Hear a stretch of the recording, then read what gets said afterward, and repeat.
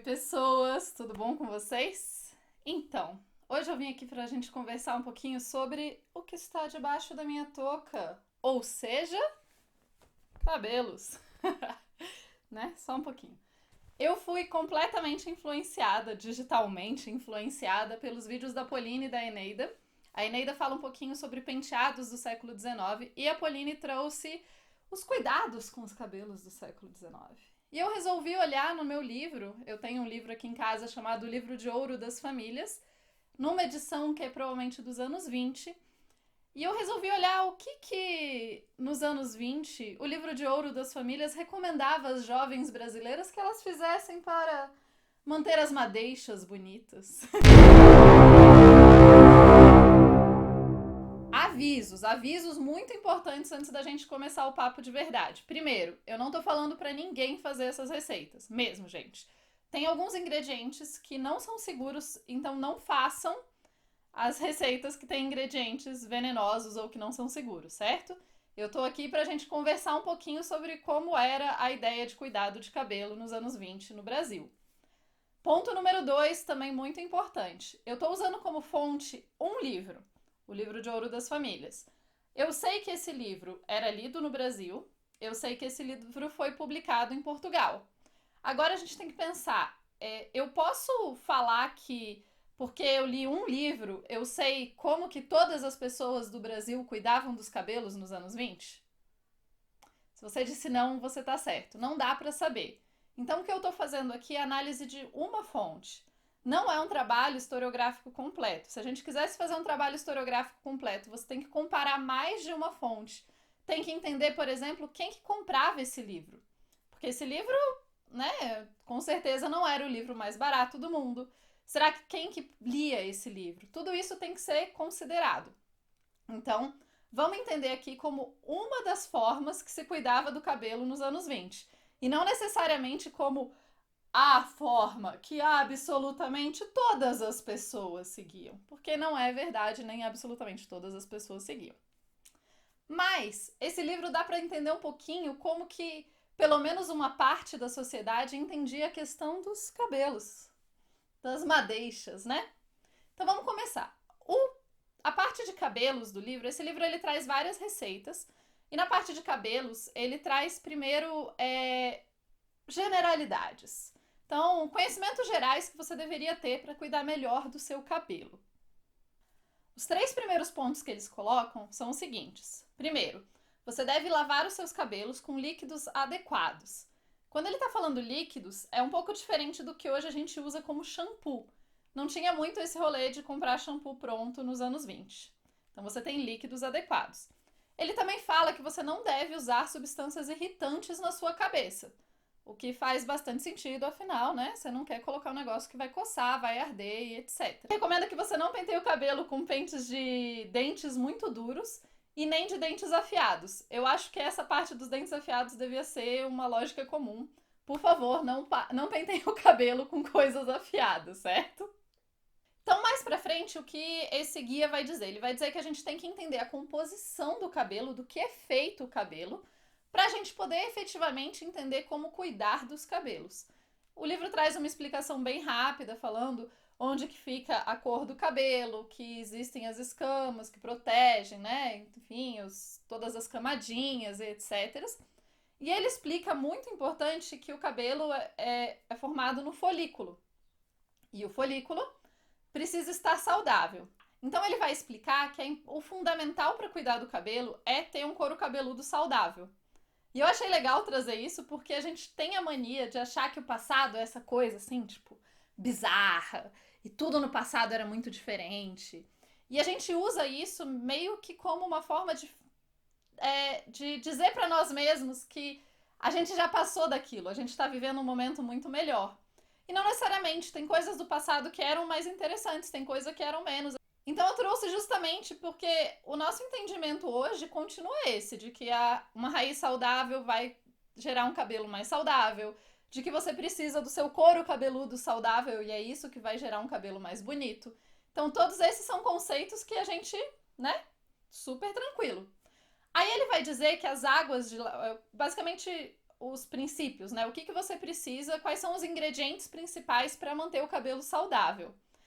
Aqui eu diria que a gente já não segue mais assim a mesma coisa, porque ele diz 3 ingredientes importantes para uma água cuidadora de cabelos.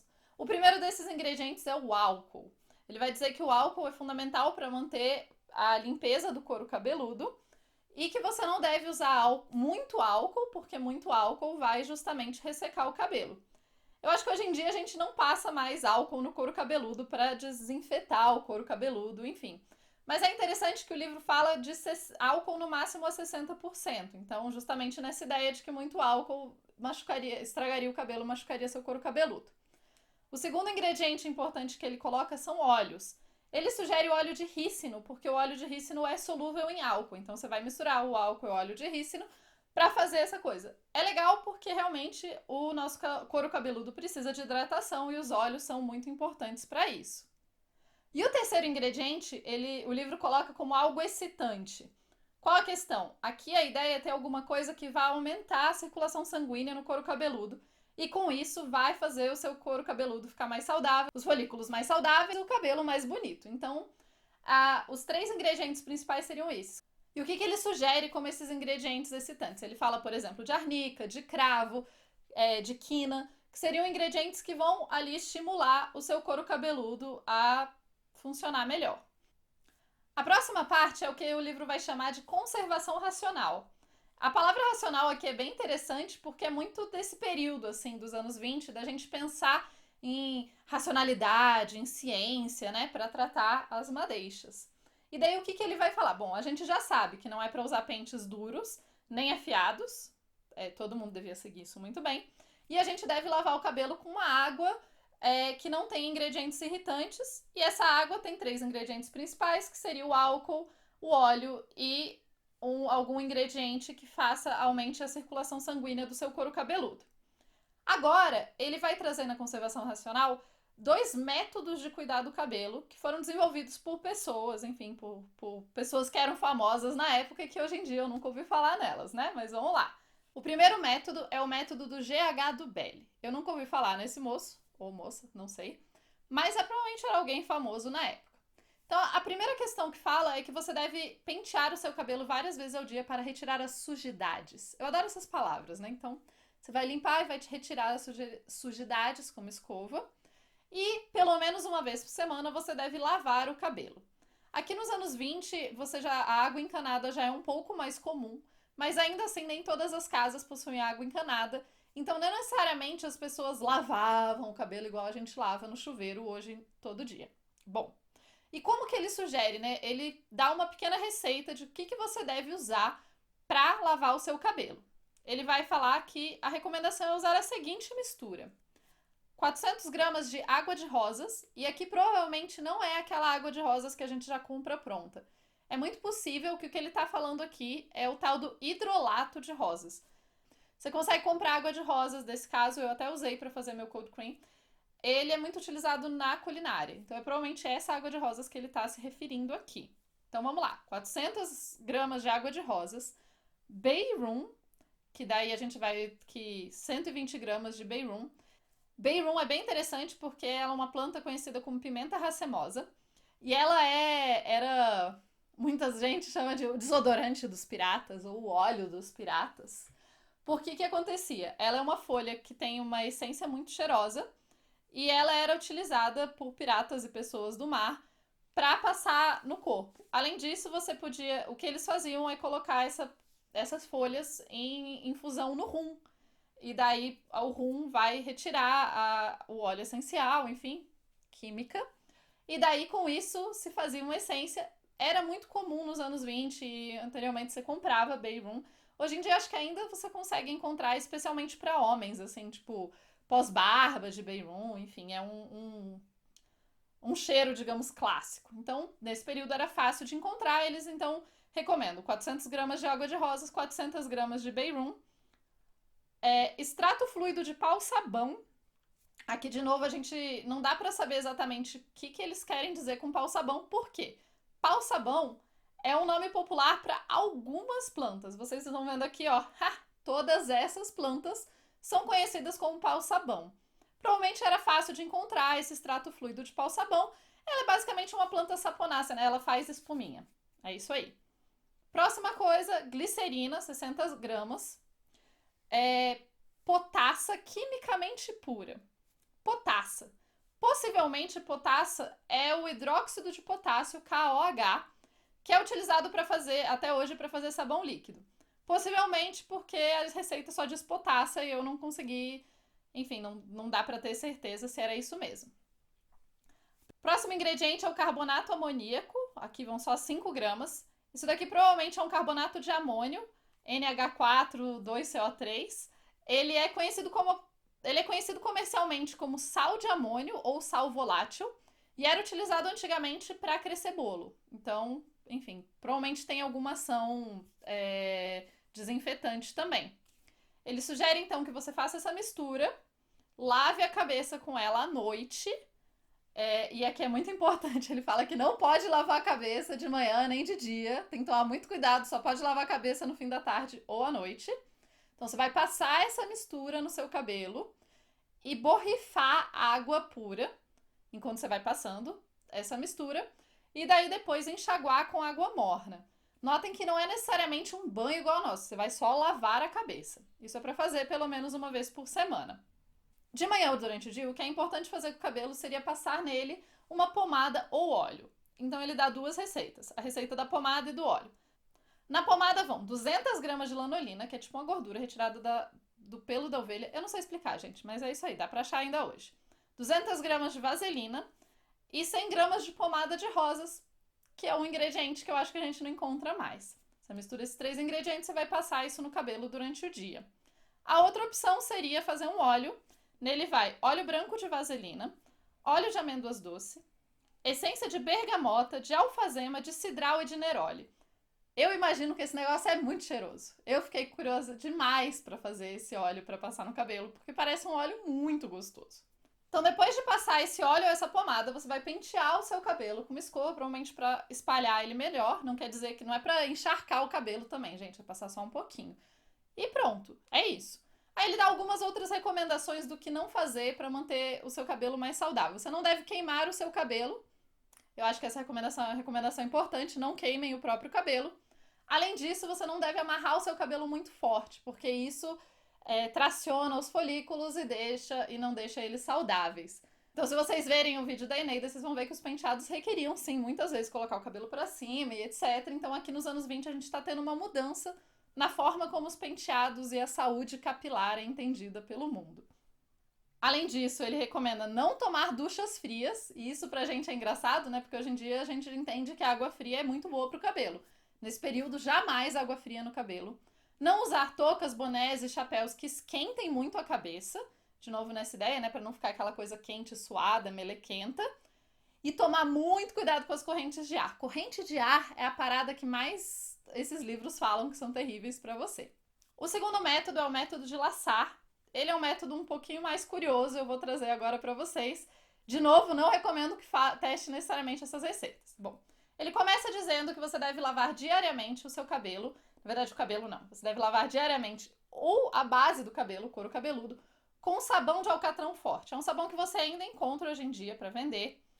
E você deve, então, lavar com sabão de alcatrão forte, enxaguar e secar muito bem, certo? E ao invés do sabão de alcatrão, você também pode usar uma pequena receita que ele dá, que vai o seguinte: carbonato de soda, carbonato de potassa, sabão medicinal, que eu não sei exatamente o que era considerado sabão medicinal nesse período, e água de rosas. O carbonato de soda e potassa podem ser perigosos e podem irritar a pele, então cuidado com esses ingredientes. Depois de esfregar o couro cabeludo com isso, você deve passar, então, algumas soluções. Então, esse método, ele fala para ser feito diariamente, mas lá no finalzinho ele vai falar que ele é para ser seguido por algumas semanas. Então, é provável que não fosse uma coisa para você fazer sempre. Provavelmente é um tratamento especial. Então, lavou com sabão de alcatrão ou com aquela outra misturinha. Então, a gente vai usar a tal da solução de sublimado a 0,2%. Eu não consegui descobrir o que é uma solução de sublimado. Se alguém aí souber, por favor, deixa nos comentários me dizendo o que é uma solução de sublimado. Ou a outra opção que ele te dá é usar uma seguinte misturinha: sublimado corrosivo 0,6 gramas, álcool, glicerina e água. Agora tá, sublimado corrosivo é um antisséptico feito de mercúrio. Sim, você ouviu direito, mercúrio. Ele é muito tóxico, ele é solúvel, então é uma substância que tem que tomar muito cuidado. Hoje em dia a gente sabe que ela é muito perigosa, mas possivelmente nesse momento ainda não se conhecia todos os efeitos terríveis do mercúrio. Possivelmente não, gente. Nessa época se usava mercúrio para muita coisa, então assim, essa substância é uma substância muito perigosa. Os outros ingredientes, álcool, glicerina e água, tá tranquilo, não tem tanto problema. Então você vai passar isso e não é nem para retirar, viu, gente? Você passa isso. Aí depois você passa uma solução alcoólica 0,1% de Benaftol. Deviam ser coisas fáceis de encontrar em farmácia e hoje em dia a gente não encontra mais esse tipo de coisa. E para finalizar, você vai passar um óleo com ácido salicílico a 2%. E aqui que eu acho que essa receita do Lassar é uma receita mais específica e não necessariamente uma receita para todo dia. Mas é um cronograma capilar dos anos 20, né? Eu totalmente não recomendo fazer esse, mas é interessante ver como que são os entendimentos de como que o cabelo funcionava. Além disso, o livro segue explicando sobre o corte do cabelo. Por quê? Se vocês verem lá no vídeo da Pauline, ela vai explicar que o que era desejável era um cabelo longuíssimo. Nos anos 20 isso está começando a mudar e as mulheres mais modernosas tinham cabelos curtos, mas isso ainda não era assim super comum. Então o cabelo longo ainda é uma coisa desejável. O livro explica que você deve cortar o cabelo de meninas e crianças porque o cabelo vai crescer mais forte se você fizer. Mas ele deixa muito claro, se você já é uma pessoa adulta, você não deve cortar o cabelo com frequência, porque isso vai fazer com que o seu cabelo não cresça da forma mais bonita. E ele, inclusive, fala que os mais belos cabelos são os cabelos primitivos, que seriam cabelos que não se cortam. Ele recomenda que você pode retirar as pontas que estão estragadas e etc, mas assim, não corte o cabelo. Como cortar o cabelo, basicamente, não faça. É essa a recomendação do livro. Bom, o capítulo do livro segue explicando várias receitinhas para você fazer águas para lavar o cabelo ou óleos também para perfumar o cabelo e para hidratar, para deixar o cabelo mais brilhante. É interessante que várias dessas receitas têm ali o nome, tipo, essa receita é vendida na farmácia como tal nome. Então são receitinhas assim para você fazer em casa e reproduzir os produtos mais famosos do período. E além disso, basicamente seguindo aquele cronograma que fala lá no comecinho. Você vai lavar o cabelo com alguma água, ele tem receitas de águas para lavar cabelo de criança, para lavar cabelo de adulto, para deixar mais brilhante, enfim. Você lava com essas águas, depois você passa algum óleo e penteia o cabelo com frequência. Não é para encharcar de óleo, tá, gente? É para passar algum óleo e tal. Esses óleos muitas vezes são perfumados, eles falam também que é para tomar cuidado, que o perfume no cabelo dura muito tempo, então para não acrescentar óleo demais no cabelo, para ficar muito forte o cheiro. E é interessante também que ele traz receitas de shampoos secos, de shampoos em pó, lembrando como a ideia é uma água de lavar o cabelo, então você tem várias receitinhas de pós para colocar água e também fazer essa higienização do cabelo. Um pouquinho diferente do que a gente faz, mas em algumas coisas muito parecido, por isso que eu achei tão legal. E daí eu tava pensando, o que vocês acham se eu testar um cronograma capilar desse de outro período? Vocês acham massa? Me conta aí o que vocês acham, que eu tô, talvez, com muita vontade de testar. Beijos!